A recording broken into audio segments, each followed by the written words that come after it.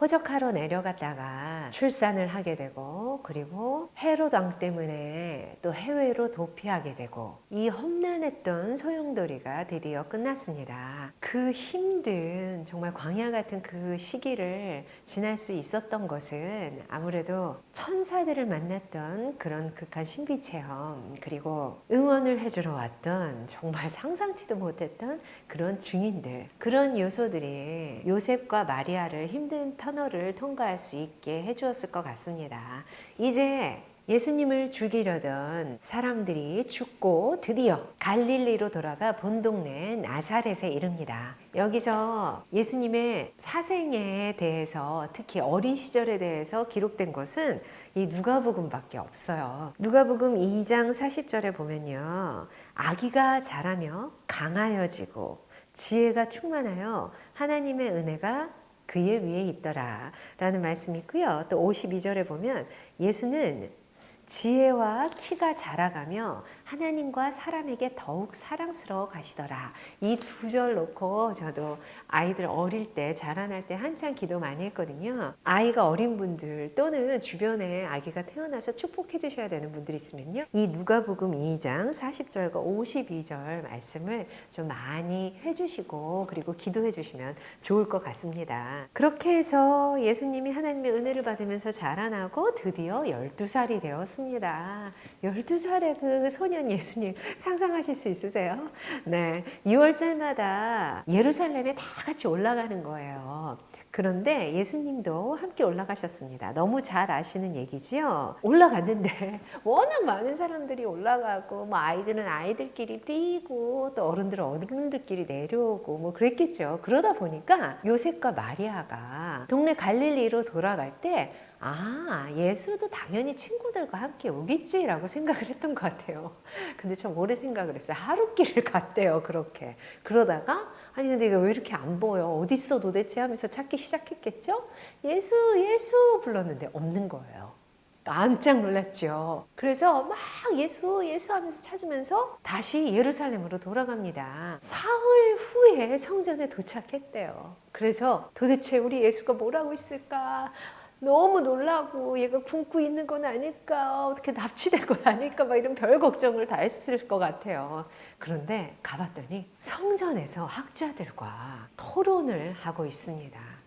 와, 12살에 정말 대단한 일 아닌가요? 선생들 중에 앉아서 그들에게 듣기도 하고 묻기도 하시는데, 듣는 자가 그 예수님의 지혜와 대답을, 그 12살 소년의 지혜와 대답에 놀랐대요. 요셉과 마리아도 놀랐겠죠. 그리고 걱정됐으니까 너 도대체 왜 이랬어 하면서, 우리가 이렇게 근심할 줄 몰랐니? 계속 근심하고 널 찾았다 라고 얘기를 했습니다. 그랬더니 예수님이 드디어 처음으로 하나님 아버지에 대해서 언급하십니다. 어찌하여 나를 찾으셨나이까? 내가 내 아버지 집에 있어야 될 줄 알지 못하셨나이까? 합니다. 와, 이 말을 듣는 부모는 갑자기 간담이 서늘해졌을 것 같아요. 너무 섭섭하기도 하고 놀라기도 하고. 하지만 12년 동안 키울 때 잊었을 수도 있을 거 아니에요. 그냥 어린 아기 예수였으니까요. 그 오래전의 사건들 다시 생생하게 기억이 나면서 그렇지 했을 수도 있을 것 같아요. 그 어머니는 이 모든 말을 마음에 두니라 라는 말씀도 같이 있습니다.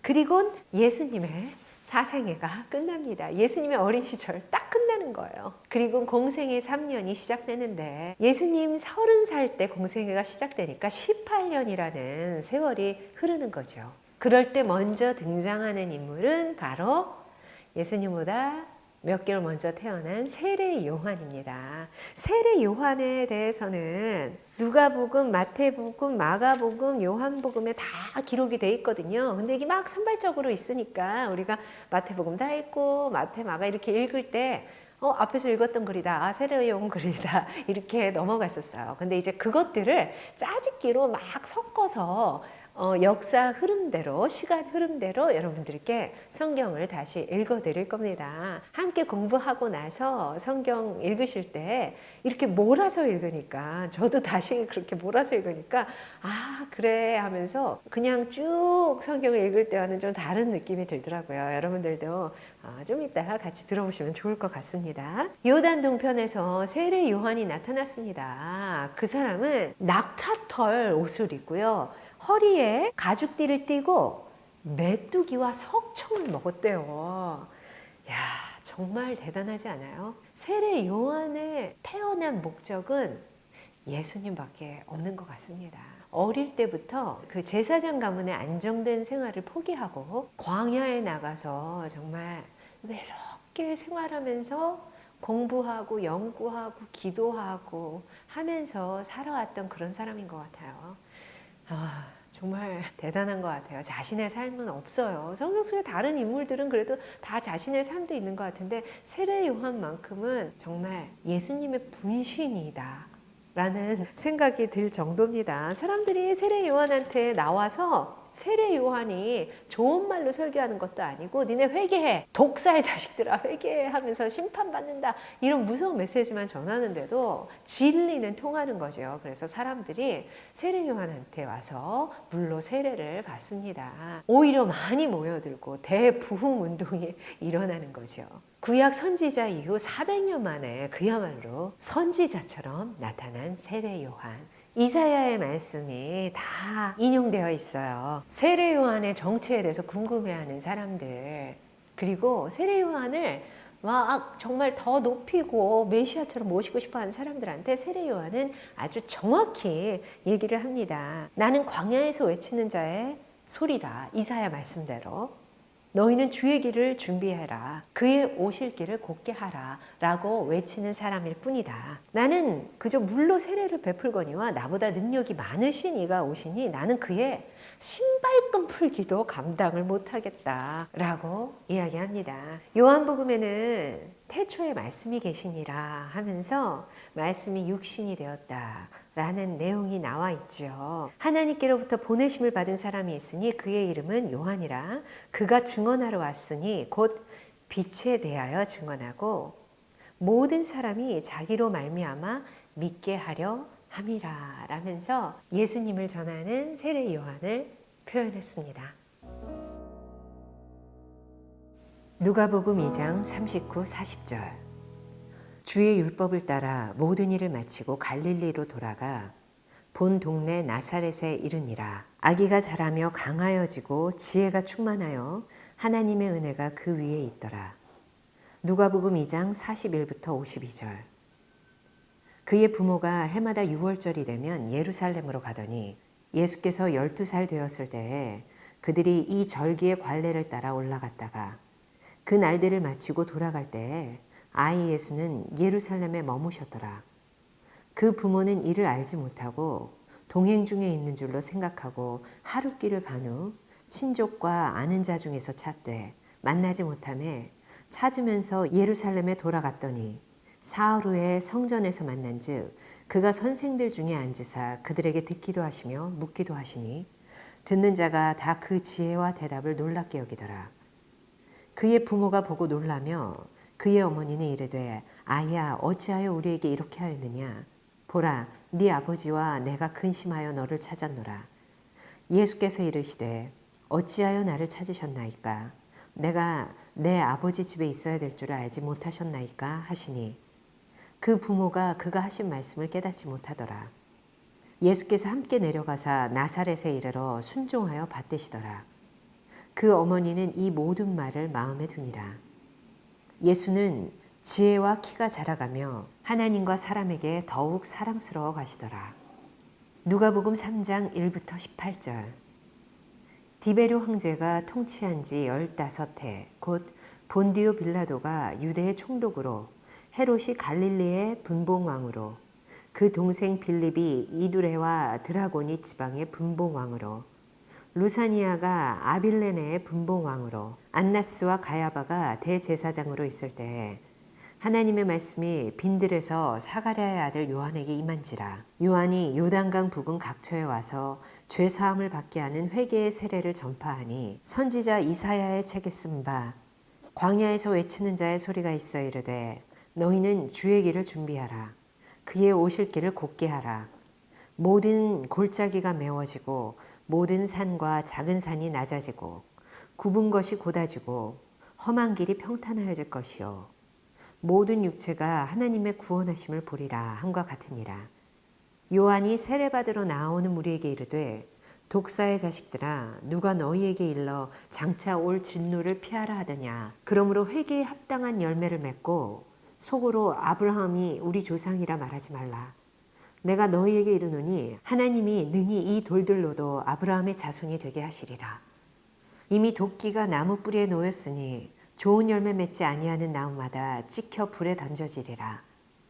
무리가 물어 이르되 그러면 우리가 무엇을 하리이까? 대답하여 이르되 옷 두 벌 있는 자는 옷 없는 자에게 나눠줄 것이요 먹을 것이 있는 자도 그렇게 할 것이니라 하고 세리들도 세례를 받고자 하여 와서 이르되 선생이여 우리는 무엇을 하리이까 하매 이르되 부과된 것 외에는 거두지 말라 하고 군인들도 물어 이르되 우리는 무엇을 하리이까 하매 이르되 사람에게서 강탈하지 말며 거짓으로 고발하지 말고 받는 급료를 족한 줄로 알라 하니라. 백성들이 바라고 기다림으로 모든 사람들이 요한을 혹 그리스도신가 심중에 생각하니 요한이 모든 사람에게 대답하여 이르되 나는 물로 너희에게 세례를 베풀거니와 나보다 능력이 많으시니가 오시나니 나는 그의 신발끈을 풀기도 감당하지 못하겠노라. 그는 성령과 불로 너희에게 세례를 베푸실 것이요 손에 키를 들고 자기의 타작마당을 정하게 하사 알곡은 모아 곳간에 들이고 쭉정이는 꺼지지 않는 불에 태우시리라. 또 그 밖에 여러 가지로 권하여 백성에게 좋은 소식을 전하였으나 마태복음 3장 1부터 12절. 그때 세례 요한이 이르러 유대 광야에서 전파하여 말하되 회개하라 천국이 가까이 왔으니라 하였으니 그는 선지자 이사야를 통하여 말씀하신 자가 일렀으되 광야에 외치는 자의 소리가 있어 이르되 너희는 주의 길을 준비하라. 그가 오실 길을 곧게 하라 하였느니라. 이 요한은 낙타털 옷을 입고 허리에 가죽띠를 띠고 음식은 메뚜기와 석청이었더라.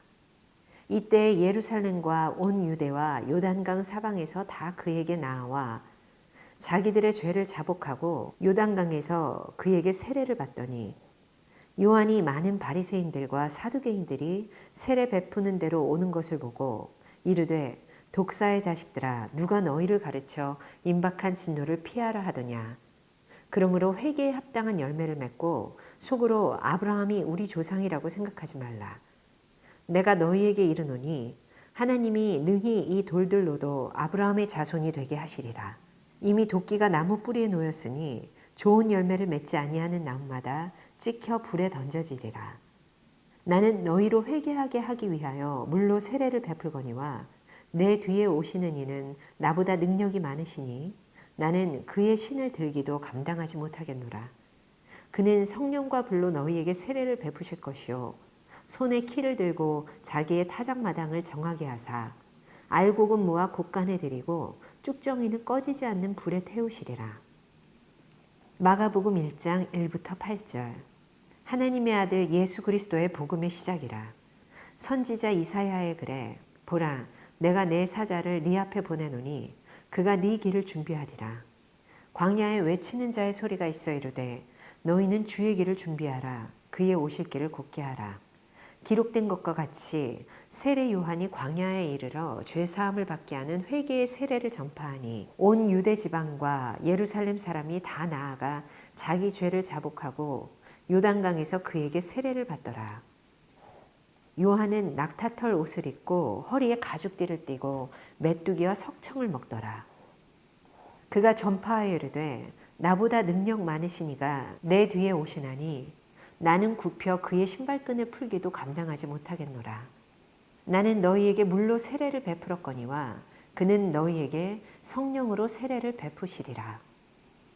요한복음 1장 1부터 28절. 태초에 말씀이 계시니라. 이 말씀이 하나님과 함께 계셨으니 이 말씀은 곧 하나님이시니라. 그가 태초에 하나님과 함께 계셨고 만물이 그로 말미암아 지은 바 되었으니 지은 것이 하나도 그가 없이는 된 것이 없느니라. 그 안에 생명이 있었으니 이 생명은 사람들의 빛이라. 빛이 어둠에 비치되 어둠이 깨닫지 못하더라. 하나님께로부터 보내심을 받은 사람이 있으니 그의 이름은 요한이라. 그가 증언하러 왔으니 곧 빛에 대하여 증언하고 모든 사람이 자기로 말미암아 믿게 하려 함이라. 그는 이 빛이 아니요 이 빛에 대하여 증언하러 온 자라. 참 빛, 곧 세상에 와서 각 사람에게 비추는 빛이 있었나니 그가 세상에 계셨으며 세상은 그로 말미암아 지은 바 되었으되 세상이 그를 알지 못하였고 자기 땅에 오매 자기 백성이 영접하지 아니하였으나 영접하는 자, 곧 그 이름을 믿는 자들에게는 하나님의 자녀가 되는 권세를 주셨으니 이는 혈통으로나 육정으로나 사람의 뜻으로 나지 아니하고 오직 하나님께로부터 난 자들이니라. 말씀이 육신이 되어 우리 가운데 거하심에 우리가 그의 영광을 보니 아버지의 독생자의 영광이요 은혜와 진리가 충만하더라. 요한이 그에 대하여 증언하여 외쳐 이르되 내가 전에 말하기를 내 뒤에 오시는 이가 나보다 앞선 것은 나보다 먼저 계심이라 한 것이 이 사람을 가리킴이라 하니라. 우리가 다 그의 충만한 데서 받으니 은혜 위에 은혜로라. 율법은 모세로 말미암아 주어진 것이요 은혜와 진리는 예수 그리스도로 말미암아 온 것이라. 본래 하나님을 본 사람이 없으되 하나님 품속에 있는 독생하신 하나님이 나타내셨느니라. 유대인들이 예루살렘에서 제사장들과 레위인들을 요한에게 보내어 네가 누구냐 물을 때에 요한의 증언이 이러하니라. 요한이 드러내어 말하고 숨기지 아니하니 드러내어 하는 말이 나는 그리스도가 아니라 한데 또 묻되 그러면 누구냐 네가 엘리야냐 이르되 나는 아니라. 또 묻되 네가 그 선지자냐 대답하되 아니라. 또 말하되 누구냐 우리를 보낸 이들에게 대답하게 하라. 너는 네게 대하여 무엇이라 하느냐 이르되 나는 선지자 이사야의 말과 같이 주의 길을 곧게 하라고 광야에서 외치는 자의 소리로라 하니라. 그들은 바리새인들이 보낸 자라. 또 물어 이르되 네가 만일 그리스도도 아니요 엘리야도 아니요 그 선지자도 아닐진데 어찌하여 세례를 베푸느냐. 요한이 대답하되 나는 물로 세례를 베풀거니와 너희 가운데 너희가 알지 못하는 한 사람이 섰으니 곧 내 뒤에 오시는 그이라. 나는 그의 신발끈을 풀기도 감당하지 못하겠노라 하더라. 이 일은 요한이 세례 베풀던 곳 요단강 건너편 베다니에서 일어난 일이니라. 아멘.